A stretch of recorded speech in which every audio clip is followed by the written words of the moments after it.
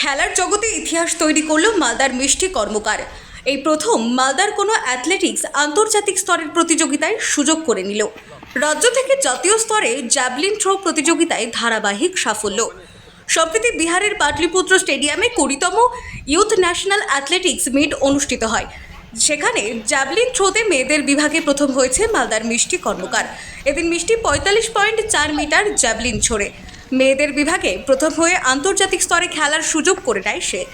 জাতীয় স্তরে এই ইউথ প্রতিযোগিতায় রাজ্যে একটি মাত্র গোল্ড এসেছে।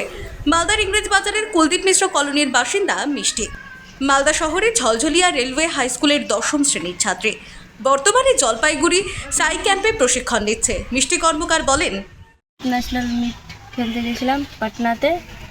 ওখানে আমি ফার্স্ট হয়েছি 45.04 মিটার থ্রো করে, এবং ওখানে যত ন্যাশনালে যে গেমস হয়েছে ওই গেমসের যত ভালো প্লেয়াররা ছিল সেখানে অংশগ্রহণ করেছিল, সেখানে ফার্স্ট হয়েছি।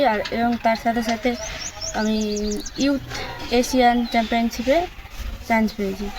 পুরস্কার জিতে মালদায় ফিরলেন মিষ্টি কর্মকার। বৃহস্পতিবার সকাল আনুমানিক 10টা নাগাদ মালদা রেল স্টেশনে নামে মিষ্টি। সেখানে তাকে মালদা জেলা ক্রীড়া সংস্থার পক্ষ থেকে শুভেচ্ছা জানানো হয়।